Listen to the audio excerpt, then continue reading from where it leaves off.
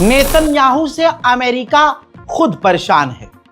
आपको बताऊं, white house ने इजराइल को सीक्रेट मैसेज भेजा है और कहा है कि आप गाजा के अंदर सीज फायर को वायलेट कर रहे हो, सीज फायर डील को तोड़ रहे हो।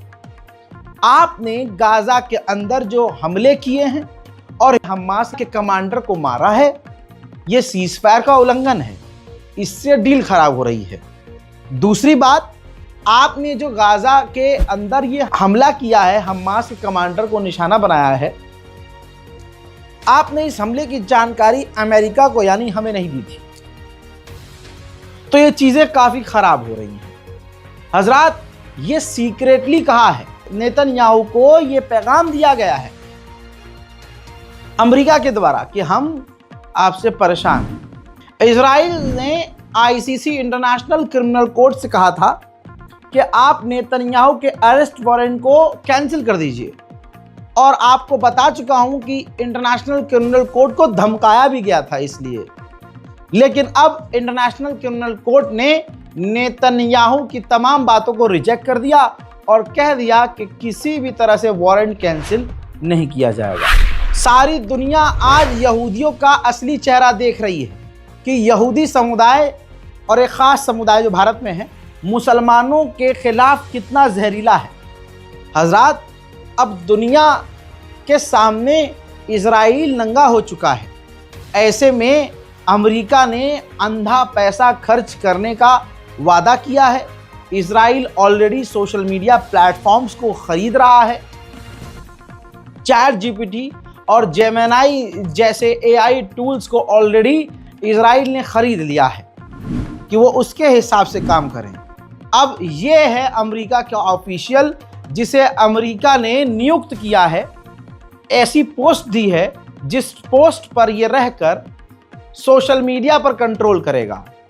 इसने अपने मुंह से कहा है कि हम सोशल मीडिया पर फुली कंट्रोल करेंगे, लोगों पर सोशल मीडिया पर नज़र रखेंगे और हम सोशल मीडिया के एल्गोरिदम को ऐसा बनाएंगे कि यहूदियों के खिलाफ सोशल मीडिया पर जनता न जा सके। यानी इजराइल नरसंहार करे, कत्लेआम करे, कुछ भी करे, मारे काटे लोगों को, भूखा तड़पा तड़पा कर कत्ल करे, लेकिन सोशल मीडिया पर इजराइल के खिलाफ कोई बात न कर सके। बहुत सारे देश इजराइल के साथ हैं। नेदरलैंड के अंदर इजराइल के खिलाफ नेदरलैंड के लोग सड़क पर उतरे हुए हैं और फिलिस्तीन के लिए आवाज बुलंद कर रहे हैं।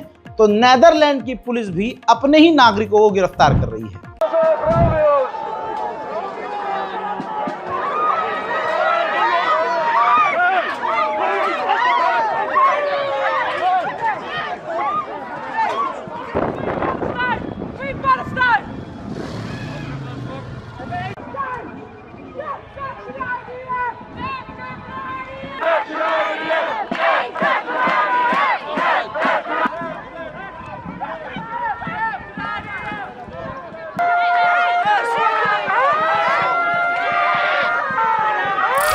अमेरिका में कंपनियां, कंस्ट्रक्शंस कंपनियां कंपटीशन पर आ गई हैं, क्योंकि अरब अमेरिका पूरी दुनिया अंधा पैसा देगी गाजा को दोबारा बनाने के लिए, और जिस भी कंपनी को ठेका मिलेगा उसके तो बल्ले बल्ले हैं, पूरा भाई शहर बनाना है, पूरा देश दोबारा से बनाना है। तो अमेरिका की कंपनियां इस वक्त कंपटीशन पे आ गई हैं और इस वक्त बहस हो रही है कंपनियों के बीच कि जैसे तैसे उन्हीं को गाजा को बनाने का प्रोजेक्ट मिल जाए। उधर गाजा से संपर्क करना मुश्किल है।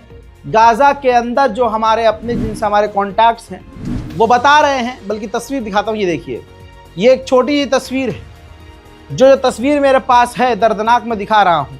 पहले तो 2.5 साल इजराइल ने जुर्म बर्पा किया, और अब जब गाजा के लोग खुले आसमान के नीचे हैं, तंबू के अंदर हैं, तो फिर इस प्रकृति ने, इस बारिश ने गाजा के लोगों के ऊपर जुल्म शुरू किया।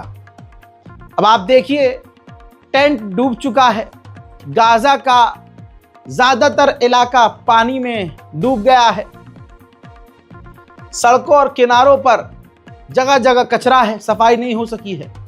और वो कचरा पानी में डूबा है और पानी अब वहाँ के जो गाजा के लोग हैं उनके टेंटों के अंदर पहुँच रहा है। जिनके पास कुछ नहीं है, 2-4 ही सामान था, वो भी अब गाजा के लोगों का भीग गया है। ठंड की वजह से कई लोग मारे गए हैं। खाने पीने की दिक्कत अभी भी हो रही है। वहीं ऑस्ट्रेलिया के अंदर जो यहूदी झुंड के ऊपर हमला हुआ, जिसमें मरने वालों की तादाद 16 हो गई है। इजराइल के प्रधानमंत्री नेतन्याहू ने उस पर दोबारा टिप्पणी करते हुए कहा है कि वहां हमला इसलिए हुआ है क्योंकि ऑस्ट्रेलिया ने फिलिस्तीन को मान्यता दी हुई है। बड़ी बात यह है कि ऑस्ट्रेलिया में यहूदियों पर आतंकी हमले के बाद नेतन्याहू को मौका मिला है और इल्ज़ाम ईरान पर लगा दिया गया है, लेकिन अभी भी इजराइल के पास कोई सबूत नहीं है। हवा में उसने ईरान पर इल्ज़ाम लगा दिया। हज़रात मोहतरम, ऑस्ट्रेलिया में इस आतंकी हमले के ऊपर ऑस्ट्रेलिया की जो सरकार है, आधिकारिक तौर पर उन्होंने ऐलान करके मीडिया के ऊपर ही बता दिया है कि जिन 2 आतंकवादियों ने यहूदी झुंड के ऊपर हमला किया वो दोनों बाप बेटे हैं। बाप का देहांत हो गया है, बाप मारा गया है, बेटा क्रिटिकल कंडीशन में है, बचना मुश्किल है। वहीं इन्वेस्टिगेशन में उन्होंने बताया कि हमने जब उनकी गाड़ी की तलाशी ली तो उनकी गाड़ी के अंदर ISIS यानी दाइश आतंकी संगठन का झंडा भी मिला है। अब उस कैरेक्टर की भी बात जान लीजिए। अहमद अल अहमद, वो व्यक्ति जिसने निहत्थे होकर भी हिम्मत दिखाकर आतंकवादी को जकड़ लिया और उसके हाथ से शॉटगन छीन ली। उनके वालिदैन हैं ये माँ बाप। अब जब उनसे इंटरव्यू लिया गया तो उन्होंने बोला कि मेरे बच्चे ने जो कुछ भी किया है ये इंसानियत के लिए किया है। उसे नहीं पता था सामने कौन है पीछे कौन है, लेकिन आप समझ सकते हैं कि उसने ये इंसानियत के लिए किया। आगे ये वालिदैन जो उनके बाप हैं उनके बता रहे हैं कि मेरे बेटे ने पलटकर गोली इसलिए भी नहीं चलाई क्योंकि उस बंदूक के अंदर गोलियां खत्म हो चुकी थी। अहमद अल अहमद की ये तस्वीर लेटेस्ट है, जिनको 2 गोलियां लगी हैं आम लोगों को बचाने के चक्कर में। सब्जी बेचने वाला एक गरीब इंसान जो इंसानों के नरसंहार को न झेल पाया और जान हथेली पे लेकर न जाने कितनों की जान बचाई। अस्पताल में लेटे हुए अहमद अल अहमद को 2 गोलियां लगी हैं और अब ये अपनी मां को पैगाम दे रहे हैं कि मेरे लिए दुआ करना। हजरात, जानबूझकर ऑस्ट्रेलिया और बड़े बड़े देशों में माहौल बिगाड़ने की कोशिश भी की जा रही है। ऑस्ट्रेलिया के ही अंदर मुसलमानों के कब्रिस्तान में सूअर काट के फेंका गया है।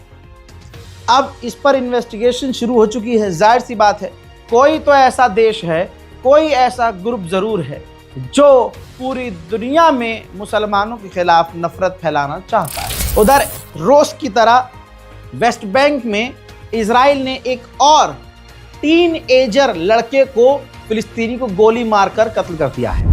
हजरात, इजराइल एक और नया सेटलमेंट बनाने वाला है।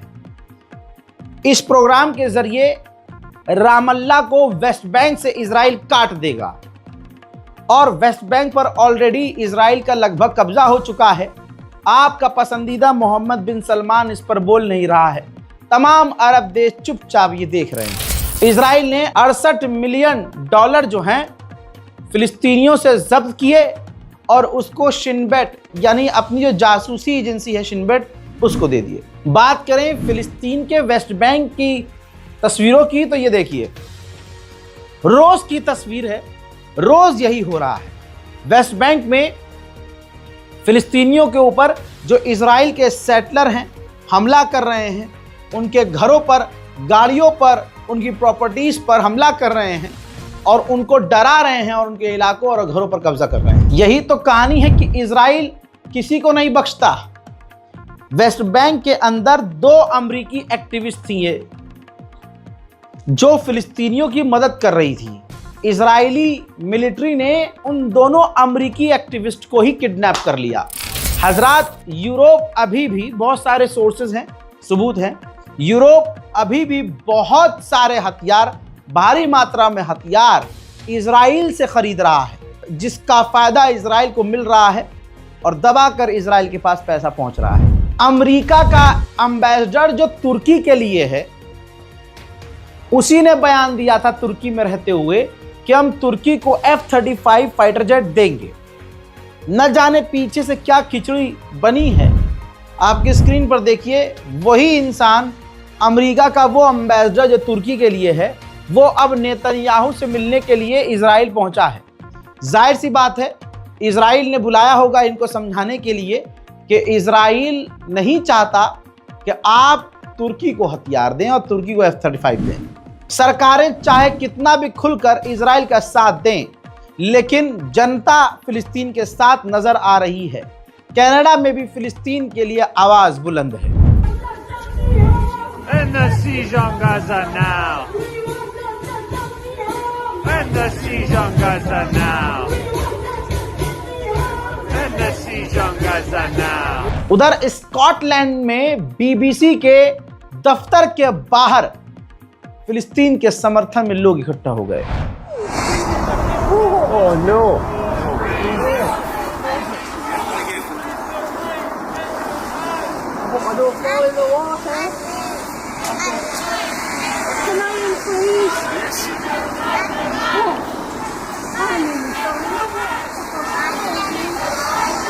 वहीं दूसरी तरफ नेदरलैंड में भी हजारों की तादाद में नेदरलैंड के लोग फिलिस्तीन के समर्थन में सड़कों पर हैं।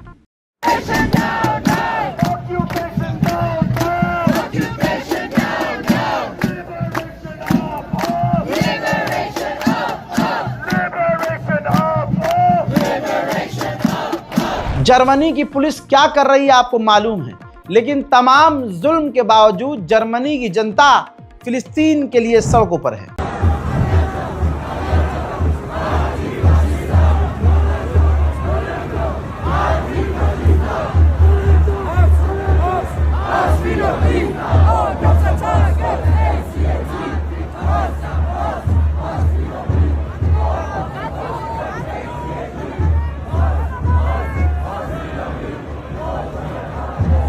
वहीं इजराइल ने लेबनान के ऊपर रोज की तरह फिर हमला किया है।